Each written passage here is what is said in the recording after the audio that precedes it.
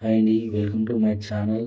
ఈరోజు మన రెసిపీ పక్కా కొలతలతో ఈజీగా తయారు చేసుకునే టమాటా చట్నీ ఎలా తయారు చేయాలో చూద్దామండి. వీడియోలో చూపిస్తున్నట్టు టమాటాలు పండుగా ఉండాలి. పండుగా లావుగా ఉన్న టమాటాలు మాత్రమే తీసుకోవాలి. వాటిని శుభ్రంగా కడుక్కొని గుడ్డతో తుడుచుకొని పక్కకు పెట్టుకొని ఇలా ముక్కలుగా కట్ చేసుకోవాలండి. కట్ చేసుకున్న టమాటా మొత్తం ఒక ప్లేట్‌లోకి తీసుకొని బాండీ పెట్టుకోవాలండి. బాండీ పెట్టుకున్న తర్వాత బాండీ చాలా హీట్ అవ్వాలండి. హీట్ అయిన బాండీలో మనం పెట్టుకున్న టమాటాలు మొత్తం కట్ చేసుకున్న టమాటాలు మొత్తం అందులో వేసేయాలండి.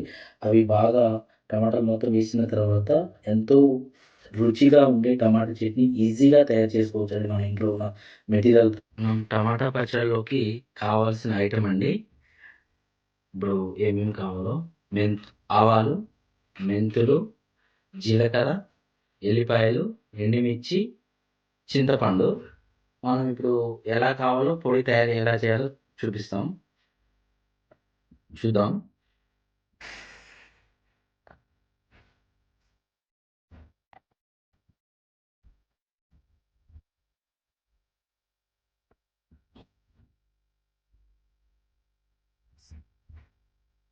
మనం బాండీ పెట్టుకొని టమాటా చట్నీ కావాల్సిన మెంతులు చిన్న స్పూన్ తోటి 2 స్పూన్లు వేసానండి. ఇవి మంచి సువాసన వచ్చేంత వరకు వేయించుకోవాలి. మాడకుండా సిమ్‌లో పెట్టి వేయించుకోవాలి. మెంతులు వేయించిన తర్వాత మళ్ళీ అదే స్పూన్‌లో 3 స్పూన్ల జీలకర్ర వేయించుకోవాలి. సిమ్‌లో పెట్టి వేయించుకోవాలి. మెంతులు, జీలకర్ర ఇలా వేయించుకొని పక్కకు పెట్టుకోవాలి. టమాటా ఇలా ఉడుకుతున్నప్పుడే ఇందులో మనం తీసుకొని పెట్టుకున్న గింజ లేకుండా తీసుకొని పెట్టుకున్న చింతపండు 50 గ్రాములు వేసుకోవాలి. వేసుకొని బాగా ఉడకనివ్వాలి. ఫ్రెండ్స్ ఇలా బాగా ఉడికిన తర్వాత మనం ఇప్పుడు వీటికి కావాల్సిన మసాలా రెడీ చేద్దాం. మెంతులు, జీలకర్ర ఇప్పుడు మనం ఈ రోట్లో పొడి చేసుకుందాం.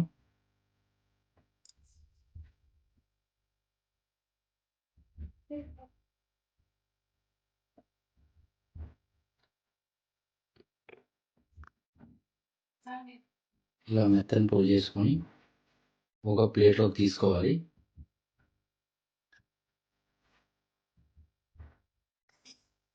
ఇందులోకి కొన్ని వెల్లుల్లిపాయ రెబ్బలు ఇలా అయిన తర్వాత కొంచెం పసుపు వేసుకోవాలి. మన టేస్ట్‌కి సరిపడా ఉప్పు వేసుకోవాలి. మనకు టేస్ట్‌కి సరిపడా ఎంత కారం కావాలో అంత వేసుకోవాలి ఇందులో. నాకు ఇది చాలా తక్కువ తింటారు కారం. 8 స్పూన్స్ వేసాను. ఇలా వచ్చిన తర్వాత మనం మిక్సీ పట్టుకోవాలి ఇప్పుడు. మనం పొడి చేసుకున్న మెంతులు, జీలకర్ర పొడి కూడా ఇందులో వేసుకొని మిక్సీ పట్టుకోవాలి ఇప్పుడు. బాండీ పెట్టుకొని ఆయిల్ వేసుకోవాలి. తాలింపుకి ఆయిల్ పోసుకొని ఆయిల్ హీట్ అయిన తర్వాత చిన్న స్పూన్ ఆవాలు,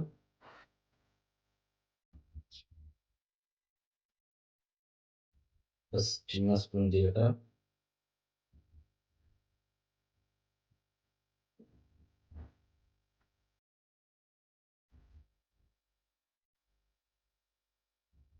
ఒక 10-12 ఎల్లిపాయలు పొట్టు తీసినవి. జాగ్రత్తగా ఉండాలి. ఎల్లిపాయలు పేలుతాయి ఆయిల్‌లో వేసినప్పుడు.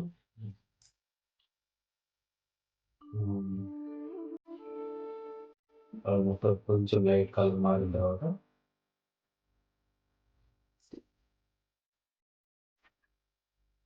ఎండుమిర్చి వేసుకొని బాగా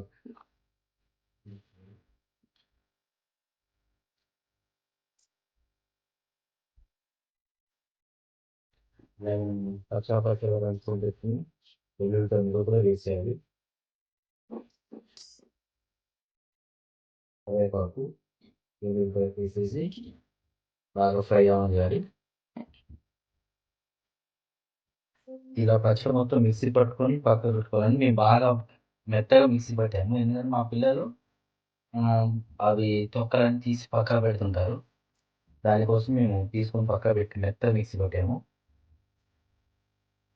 తాలింపు ఇలా బాగా వేగిన తర్వాత కొంచెం పసుపు వేసి బంద్ చేసేయాలండి తాలింపు. ఆపేసాలి స్టవ్. తాలింపు వేసి బాగా కలిపిన తర్వాత మన చట్నీ ఇలా రెడీ అయిపోయిందండి. మీకు ఎలా వచ్చిందో కొలతలతో పాటు ఎలా వచ్చిందో మాకు కామెంట్ చేయండి, సబ్స్క్రైబ్ చేయండి, షేర్ చేయండి. మా ఛానల్ని సబ్స్క్రైబ్ చేయండి ప్లీజ్.